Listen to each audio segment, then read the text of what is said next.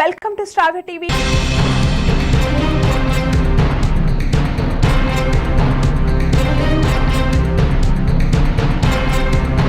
కడప జిల్లాలో తీవ్ర విషాదం నెలకొంది. తరగతి గదిలోనే ఓ ఉపాధ్యాయుడు అనుమానాస్పద స్థితిలో మృతి చెందాడు.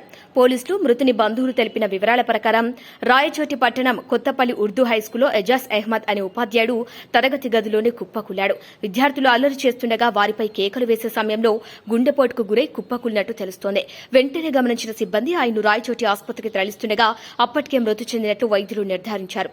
అయితే తన భర్తది గుండెపోటు కాదని, తరగతి గదిలో ముగ్గురు విద్యార్థులు బలంగా కొట్టడం వల్లే చనిపోయాడని మృతుని భార్య రెహమూన్ ఆరోపించారు. మృతుని భార్య ఫిర్యాదు మేరకు పోలీసులు కేసు నమోదు చేసి దర్యాప్తు చేస్తున్నారు. ఇక ఉపాధ్యాయుని మృతదేహాన్ని పోస్టుమార్టం నిమిత్తం ఆసుపత్రికి తరలించారు. సార్ మా ఆయన కొత్తపల్లి స్కూల్లో పనిచేస్తున్నాడు సార్, టీచర్గా, పిఎస్ టీచర్గా, రెగ్యులర్ టీచర్ సార్. మీరు కనుక్కోండి, ఎవరికి కూడా ఎటువంటి టీచర్తో మనస్పర్ధలు లేవు. పిల్లల్ని ఎవరో ప్రొవోక్ చేసి చంపేసేస్తున్నారు. ఇది ఈ రోజు నాకు 8 గంటలకు 3:45 ఫోన్ వచ్చింది సార్. స్కూల్ నుంచి ఫోన్ వచ్చింటే నాకు ఫోన్ తీసి, అది కూడా ఎవరు స్కూల్ నుంచి చేయలేదు, వేరే మేడం ఫోన్ చేశారు. ఫోన్ చేసి, మేడం ఈమె కొత్త నాకు తెలియదు, ఆ నెంబర్ కూడా నాకు ఫీడ్ లేదు, మేడం మీరు రహీమూన్ మేడమే కదా, నేను దర్బార్కి అంటే నేను నిజంగా నమ్మలేదు. ఈమె ఫోన్ చేసింది, మేడం మీ సార్కి ఏదో కొంచెం బాగలేదంట, మీరంట శిల్పా మేడంకి ఫోన్ చేయండి అని చెప్పింది సార్. శిల్పా మేడం నెంబర్ నా దగ్గర లేదు, కానీ నా నెంబర్ శిల్పా మేడం దగ్గర ఉంది కాబట్టి ఆమె మళ్ళీ ఆమె నుంచి నాకు ఫోన్ వచ్చింది. నా నుంచి నాకు ఫోన్ పోలేకపోయింది, నేను అడిగినా కూడా పెట్టేసినాను. ఆమె ఫోన్ చేసి, మేడం మీరు కేర్ హాస్పిటల్ తొందరగా వెళ్ళండి అని చెప్తున్నారు సార్. అక్కడ వెళ్ళి చూస్తే మా ఇట్లా పండ పెట్టేసి అన్ని వైర్లు కట్ చేసినారు సార్. ఈసీజీ అని అన్ని తీసేసి ఆడ పల్స్ రేట్ రావడం లేదు సార్. నేను చూసి మొత్తుకుంటున్నా సార్ డాక్టర్తో, సార్ పల్స్ రేట్ లేవు, ఏంది సార్ పరిస్థితి?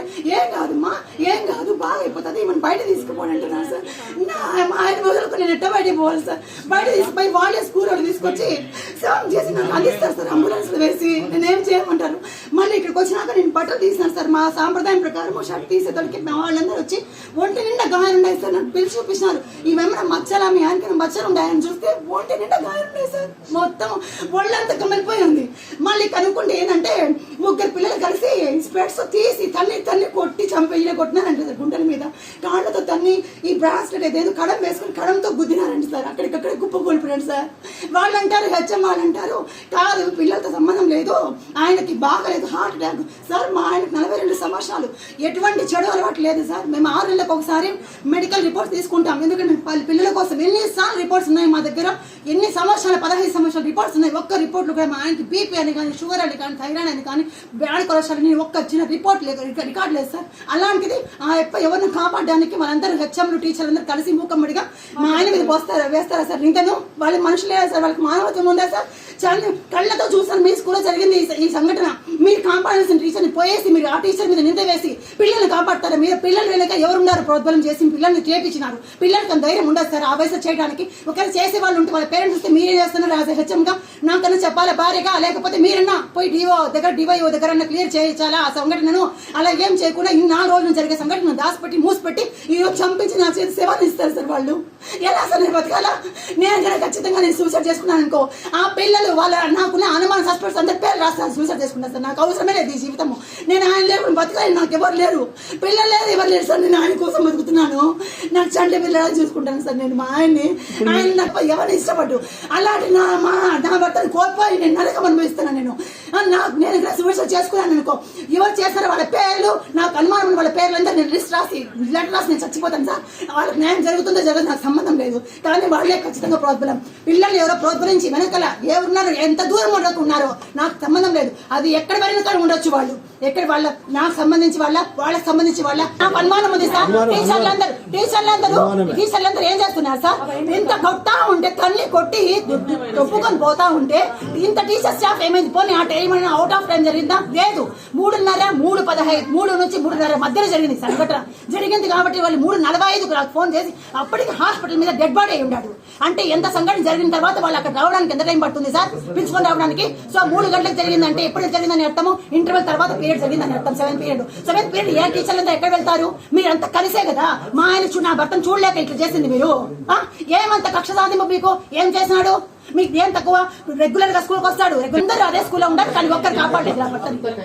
ఇప్పటి వరకు చూడడానికి రాలేదు సార్. ఒక్కరన్నా హెచ్ఎం కానీ స్కూల్ స్టాఫ్ కానీ ఒక్కరు కానీ చూడడానికి రాలేదు నా భర్తని సార్.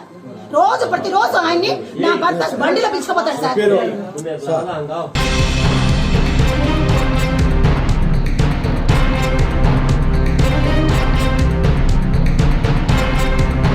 ఆంధ్రప్రదేశ్ రాష్ట్ర ప్రభుత్వం ప్రతిష్టాత్మకంగా నిర్వహించ తలపెట్టిన గ్రామ రెవెన్యూ సదస్సులు డిసెంబర్ 6 నుండి జనవరి 6 వరకు గ్రామ ప్రజలు సద్వినియోగం చేసుకోవాలని పీలేరు తహసీల్దార్ భీమేశ్వరరావు గురువారం శ్రావ్య టీవీ న్యూస్ కు తెలిపారు.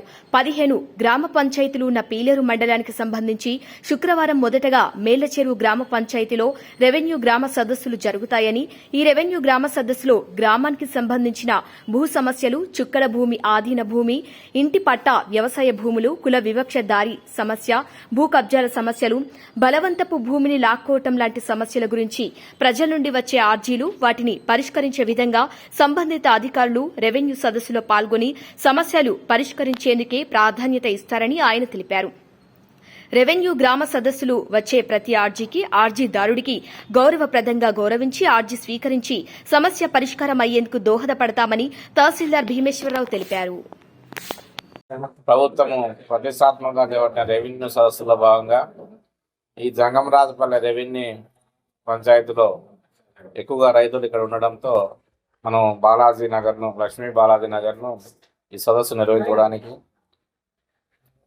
ఎంపిక చేసుకోవడం జరిగింది.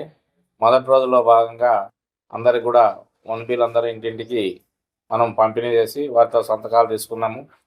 రైతులు వాళ్ళు ఏదైనా ఆ ఎక్స్టెంట్ వేరియేషన్ కానీ, పేర్లు తప్పు కానీ, లేకపోతే ఒకరి పేరు బదులు ఒకరి పేరు పడినా, ఆ ఫోటో వేరే ఉన్నా, ఈ విధంగా ఆ 1B ఖాతాలో ఏదైనా తప్పులు ఉన్నా కానీ, లేకపోతే ఇంకా అయితే వ్యక్తిగత సమస్యలు, కమ్యూనల్ పరంగా ఏదైనా మనకు శ్మశానం కానీ, ఎన్క్రోచ్మెంట్ కానీ, ఇంకా శ్మశానము, చెరువులు, ఇక్కడ ఏదైనా సమస్యలు ఉంటే కమ్యూనిటీ పరంగా సమస్యలు ఉన్నా కానీ మా దృష్టికి తీసుకొస్తే వాటన్నిటి కూడా పరిష్కరించడానికి ఈరోజు మనకు ఈ సదస్సు నిర్వహించడం జరుగుతుంది.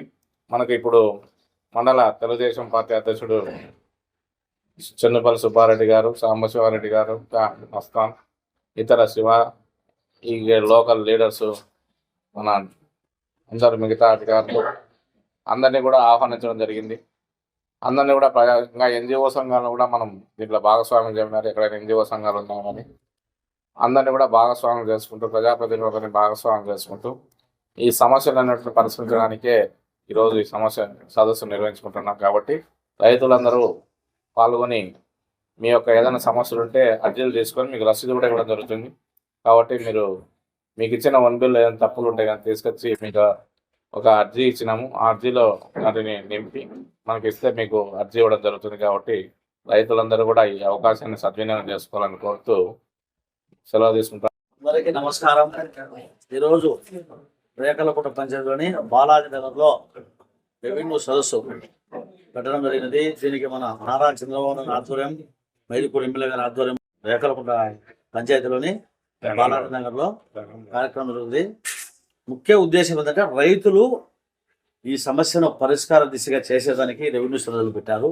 ఎందుకంటే ఇక్కడ అందరూ వాళ్ళు వచ్చేసినారు, ఇది రెవెన్యూ డిపార్ట్మెంట్ టోటల్ వచ్చేసినారు, మన ప్రజాప్రతినిధులు కానీ ఎవరికైనా కానీ సమస్యలు ఉన్నప్పుడు అదే చెప్తుండ్రు, పేరు మార్పు కానీ, లేదంటే 1B మారడం కానీ, లేదంటే ఖాతాలు మారడం కానీ అవన్నీ చేసేసరికి ఇక్కడికి డైరెక్ట్ వచ్చారు. ఎవరు వచ్చినా కానీ అర్జీ రూపంలో మీకు ఏదైనా సమస్య ఉంది కానీ ప్రతి ఒక్కరూ మన ఎంఆర్ఓ గారికి ఇచ్చి మీ పరిష్కారానికి పని చేపించుకోవాలి. ఎందుకంటే ఇక్కడికే వచ్చారు కాబట్టి మీరందరూ దీన్ని సద్వినియోగం చేసుకోవాలి. ఫస్ట్ పాయింట్ మళ్ళా రావడం వస్తుంది.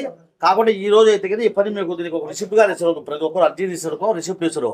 దీన్ని 40 రోజుల్లో పరిష్కారం చేస్తారు. కాబట్టి మీరందరూ ఈ అవకాశాన్ని మీరు ఖచ్చితంగా సద్వినియోగం చేసుకోవాలా. భూమి సమస్యలు కానీ, వాళ్ళ ఎక్కడం కానీ, లేకపోతే ఏదైనా సమస్య కానీ, పేర్లు మార్పు కానీ. ఎందుకంటే ఈ కార్యక్రమం చాలా గొప్పది. ఎందుకంటే మఠానికి వచ్చి రోజు తిరిగి ఒకరోజు వాళ్ళు ఉండొచ్చు, ఒక రోజు లేకుండా పోవచ్చు కదా. నేరుగా మీ ఇంటి దగ్గరికి వచ్చారు కాబట్టి మీరందరూ ఈ అవకాశాన్ని ఖచ్చితంగా సద్వినియోగం చేసుకోవాలని ఈ కార్యక్రమానికి వచ్చిన మీ అందరికీ నమస్కారం. ఈ అవకాశం ఇచ్చినందుకు నమస్కారం. ఎవరు ఎక్కించుకున్నారు? నువ్వు చేసుకుని వాళ్ళు ఎక్కించుకున్నారా? ఎవరు ఎక్కించుకున్నారంటో ఉండరా? వాళ్ళు ఇక్కడ ఉండరా అంటున్నా. కాదమ్మా, నువ్వు చెప్పేవాళ్ళు ఇక్కడ ఉండరా అంటా సార్ అడిగేది. ఎంజాయ్మెంట్ ఉండదు.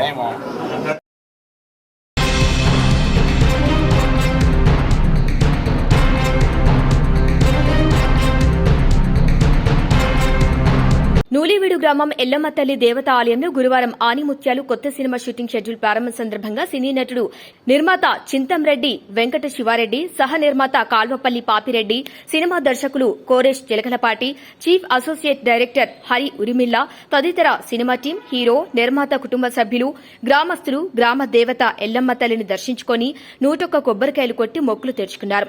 ఈ సందర్భంగా వారు మాట్లాడుతూ త్వరలోనే సినిమా షూటింగ్ నూలివీడు గ్రామ పరిసర ప్రాంతాల్లో జరగనుందని నిర్మాత చింతంరెడ్డి వెంకట శివారెడ్డి కాల్వపల్లి లోకేశ్వరరెడ్డి తెలిపారు.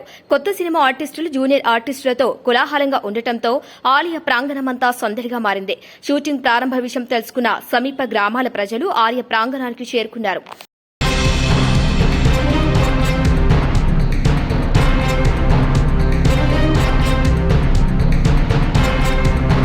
నల్గొండ జిల్లా దేవరకొండలోని మోడల్ స్కూల్ హాస్టల్లో సివిల్ కోర్టు జడ్జి ఆకస్మిక తనిఖీ చేశారు.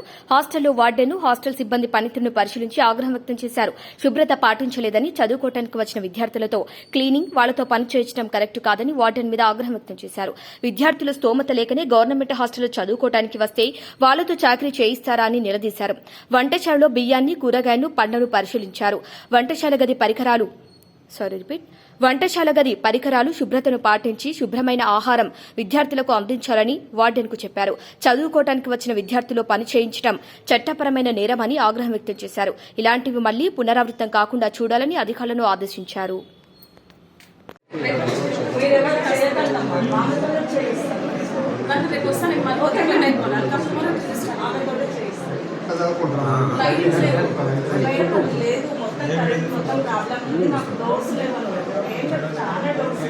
డోర్స్ అది మొత్తం ఒకేసారి అక్కడైతే ఎస్టిమేషన్ నాకు అది చెప్పకండి.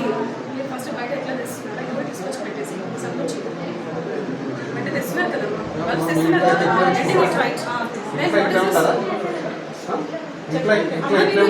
బయటికి వెళ్ళి చదువుకుంటారు. అక్కడ స్తోమత లేదు కాబట్టి ఇక్కడ తెస్తున్నారు పిల్లలు. అక్కడ పని చేయిస్తున్నారు, నీట్గా లేదు, ప్లస్ వీళ్ళకి కళ్ళ వచ్చేసినారు. ఏంటి హెల్త్ బాగాలేదు, చదువు బాగాలేదు, ఏంటి ఇంకా మైనస్ పని చేస్తారా? ఇదే చెప్పండి. స్టూడెంట్స్ క్లీన్ చేయాలని చెప్పేసి ఎవరు చెప్పారు? ఎవరు నాకు చెప్పాలి. నాకు చెప్తే నేను నేర్చుకుంటా. నేను నేర్చుకుంటాను. చెప్పండి. పని చేయించాలి కదా, పిల్లలే చేయాలని ఉన్నదంటున్నావు కదా, చూపించాలి. తెలుసుకున్నాను. మాకు తెలియదు, పిల్లలతో చేయించొద్దని తెలుసు. మాకు చట్టంలో మీ పేపర్లో మీకు ఏమైనా ఆర్డర్స్ ఉంటే వాళ్ళతో చేయించుకోవాలి, చూపించు. వాళ్ళకి వాళ్ళు ఓన్ థింగ్స్ చేసుకుంటారు. అది మిమ్మల్ని కొట్టేసి క్లీనింగ్ అవన్నీ చేయాలంటే మీరు అందరూ ఎందుకు మళ్ళీ చేసుకుంటారు? ఎవరు నలుగురు కూడా చేయొచ్చు. మీరు ఏం చేస్తారు చెప్పండి. ఒక నిమిషం ఏం చేస్తాం వాడేను కదమ్మా. మీ డ్యూటీ స్వీపర్ స్టాఫ్ గురించి చెప్పకుండా ఎక్కడ స్టాఫ్ ఇన్సఫిషియన్సీ ఉంటుంది. నేను రోజు చెప్పట్లేదు. 1 వీక్ ఒకసారి క్లీన్ చేసిన నీట్గా ఉంటుందా లేదా? అవునా కదా? చెప్పండి. చేయిస్తాను మేడం. 2 times ఒకసారి క్లీన్ చేసిన నీట్గా కూడా చాలా ఏం చేసి పొద్దున సాయంత్రం ఇక్కడే ఉంటారు కదా. టైమింగ్స్ ఏంటి వాళ్ళకి 24 hours లేకపోతే ఓన్లీ 5 గంటలు 4 గంటలు క్లీనర్ ఉన్నప్పుడు చేయాలి కదా. మరి 24 ఉన్నప్పుడు చేయాలి కదా. నాగలక్ష్మి ఇన్స్ట్రక్షన్స్ మీరేమండి వాచ్మెన్ ఇక్కడ వార్డెన్ కాబట్టి ఎట్లా వాచ్మెన్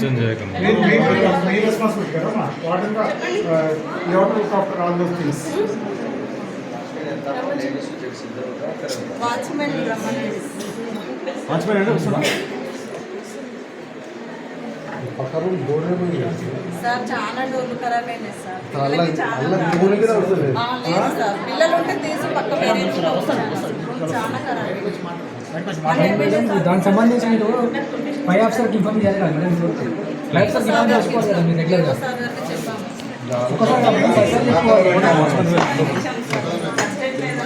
ఏం చేస్తారు వాచ్మెన్?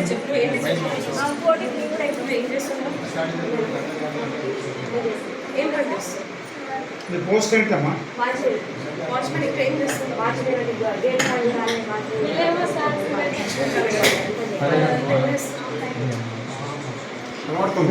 బూజు అంతా రోజు క్లీనింగ్ ఎవరు చేస్తామో పిల్లలు చేస్తారు. చెప్పండి స్టూడెంట్స్ చేస్తున్నారు. ఏమో బయట చేస్తుంది లేదు. లేదంటే మీరు పంపించేసి వేరే మీద వచ్చి వాళ్ళు మంచిగా చెప్పలేదు మీ ఇంట్లో ఇట్లే ఉంటుందా? చూడు పైకి.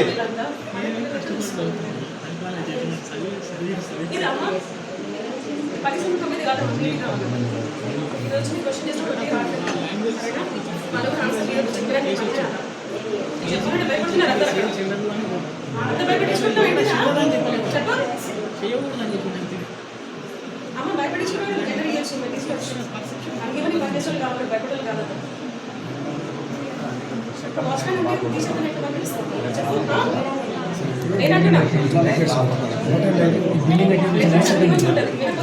పక్కన డోర్ చూడుకోవడం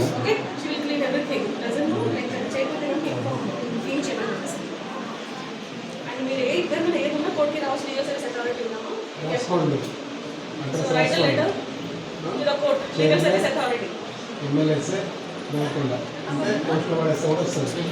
కోర్టు దాకా రావాల్సిన అవసరం లేదు. అర్థమవుతుందా? పోలీస్ స్టేషన్కి వెళ్ళొచ్చు కొట్టి రావచ్చు మీకు ఎవరు తెలిసిన అడ్వకేట్స్ చెప్పవచ్చు సో ఇది కమింగ్ డిస్ట్రిక్ట్ డెఫినెట్లీ వీకెండ్ అంటే డైరెక్ట్ కంపెనీ కూడా డెట్ హ్యాక్ థింక్ మరి కోర్టులో ఒక పర్సన్ 24 hours ఉంటారు డైరెక్ట్ 24 hours ఉంటారు చూసుకోండి ఏం కాదు state person state problem education drop out చట్టం కాలేజ్ స్కూల్ మీకు ఎమ్మెల్యేసీ అంటే చెప్తాను లీగల్ సర్వీస్ అథారిటీ అంటే ఎప్పుడు కనిపిస్తాను అలాగే instructions to that particular service okay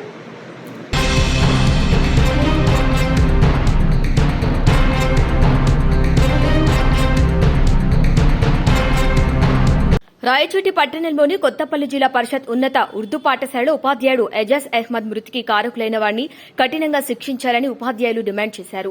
Galiveedu మండలంలోని ఉపాధ్యాయులు దిగ్భ్రాంతి వ్యక్తం చేస్తూ తీవ్ర నిరసన తెలియజేశారు. ఈ మృతికి కారకులైన ఎంతటి వ్యక్తులైనా తీవ్రంగా శిక్షించాలని, అలాగే బాధిత ఉపాధ్యాయుని కుటుంబానికి ప్రభుత్వం వెంటనే న్యాయం చేయాలని గాలివీడు మండల ఉపాధ్యాయులు డిమాండ్ చేశారు. ఈ కార్యక్రమంలో పలు ఉపాధ్యాయ సంఘాలు, నాయకులు, టీచర్లు స్థానిక ఎంఆర్పీ కార్యాలయం వద్ద నిరసన తెలిపారు.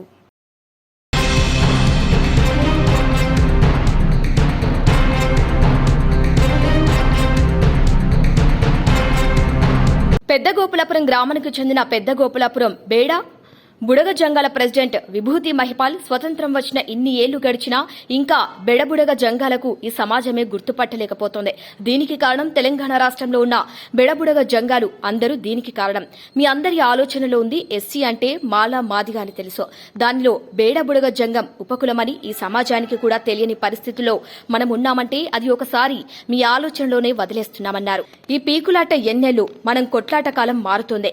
అందరూ అభివృద్దిపైనే ప్రయాణం చేస్తున్నారు. మనం మనగానే ఉందామా? మనలో మార్పు తెచ్చుకుందామా? మన కోసం మనం కొట్లాడే సమయం ఆసన్నమైంది.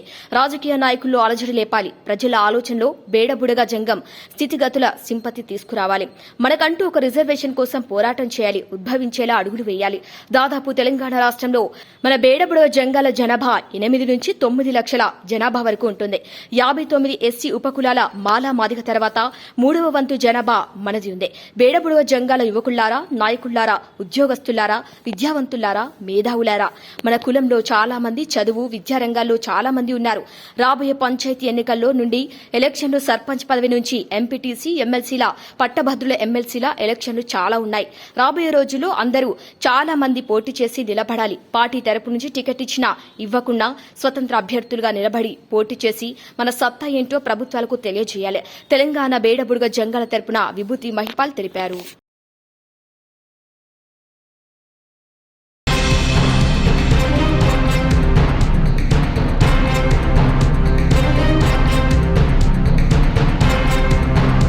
సహజ వనరైన ఇసుకను అడ్డగోలుగా అక్రమంగా తవ్వటం తీవ్రమైన అంశమని సుప్రీంకోర్టు స్పష్టం చేసింది. ఇలాంటి కార్యకలాపాలను సమర్థవంతంగా అడ్డుకోవాలని తేల్చి చెప్పింది.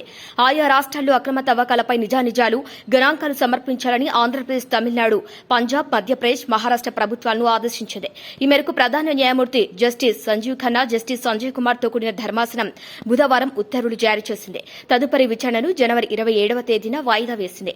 ఈ 5 రాష్ట్రాల్లో నదులు, బీచ్లలో విచ్చలవిడిగా ఇసుక అక్రమ తవ్వకాలు జరుగుతున్నాయని, దీనివల్ల పర్యావరణానికి ఎనలేని హాని జరుగుతోందని అళగిరి స్వామి అనే వ్యక్తి 2018లో ప్రజా ప్రయోజన వ్యాజ్యం వేశారు. పర్యావరణ ప్రణాళిక అనుమతులు లేకుండానే పలు సంస్థలకు అధికారులు తవ్వకాలు అనుమతులిస్తున్నారని, ఈ వ్యవహారంపై సీబీఐ దర్యాప్తునకు ఆదేశించాలని కోరారు. స్థానిక మాఫియాల ప్రమేయంతో ఇవి నడుస్తున్నాయని, ఈ రాకెట్ నడిపేందుకు ఆయుధాలు కూడా వాడుతున్నారని పేర్కొన్నారు. అక్రమ తవ్వకాల్లో 1,000 కోట్ల మేర ఖజానాకు నష్టం వాటిల్లుతోందని తెలిపారు. 5 హెక్టార్ల కంటే తక్కువ ఏరియాలో ఇసుక తవ్వకాలు, లీజులు, రెన్యువల్స్ కు పర్యావరణ అనుమతి తీసుకున్నాకే మంజూరు చేయాలని సర్వోన్నత న్యాయస్థానం గతంలోనే ఆదేశాలిచ్చిందని గుర్తు చేశారు. అళగిరి స్వామి తరపున న్యాయవాది ప్రశాంత్ భూషణ్ వాదన వినిపించారు.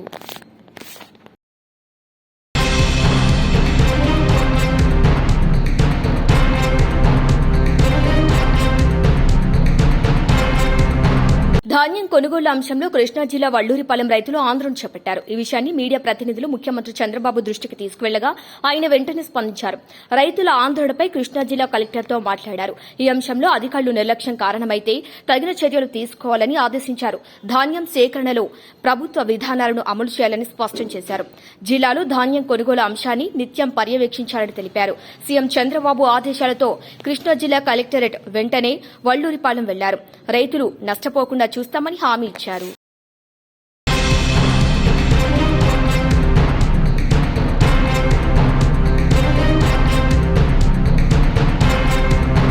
నగరంలోని నోవటెల్ హోటల్లో డీప్ టెక్నాలజీ సదస్సు 2024 ప్రారంభమైంది. ఈ కార్యక్రమంలో ముఖ్యమంత్రి చంద్రబాబు నాయుడు పాల్గొన్నారు. ఈ సందర్భంగా ఆయన మాట్లాడుతూ విజన్ 2047 పై ఫోకస్ పెట్టామని, ప్రస్తుతం ప్రపంచంలో ఎక్కడైనా సాంకేతికపైనే చర్చ జరుగుతోందని, సాంకేతికలో అనేక నూతన మార్పులు వచ్చాయని, సాంకేతిక అంశంపై గతంలో అనేక సదస్సులు నిర్వహించామని అన్నారు. మన జీవితంలో సాంకేతికత అనేది ఒక భాగంగా మారిందని సీఎం వ్యాఖ్యానించారు. Logistics. Our roads are not up to the mark. We are having so much of advantage. We are having nearly 1,000 kilometers sea coast, that too on east coast. Future is for sea cargo, that is where we are working. One is ports, airports, roads, and also inland waterways, and logistics, how to change. As on today, India logistics cost is 14%, whereas global logistics cost is 8%. You come with proper proposals, we are prepared to work with you. How to reduce the cost of logistics cost. Just now one presentation, they brought it. Potholes real time, how to measure, how to calculate, and how to take action, all these things. This is the area we want to go in a big way.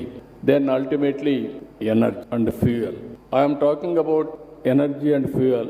Even on Mr. Murali, as rightly mentioned, I brought power sector reforms in 1998. First time in the country, power sector reforms introduced by Andhra Pradesh government, and also regulatory commission, first of its kind in Andhra Pradesh. Then only civil aviation or telecom, so many regulatory commissions have come.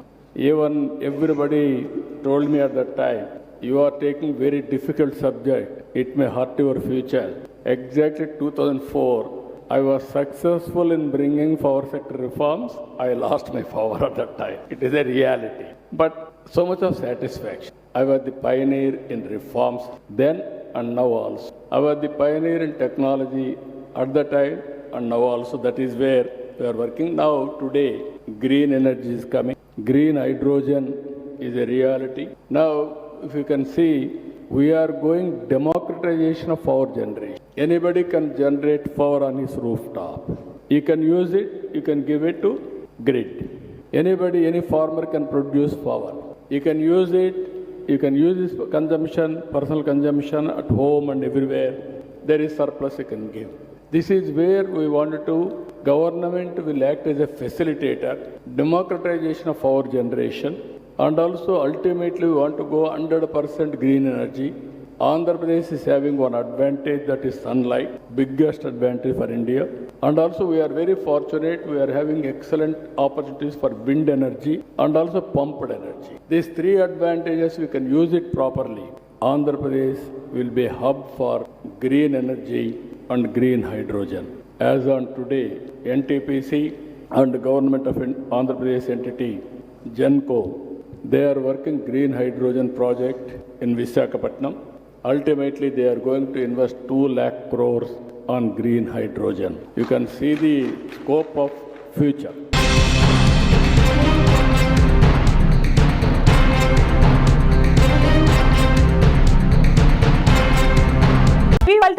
updates, keep watching Star TV.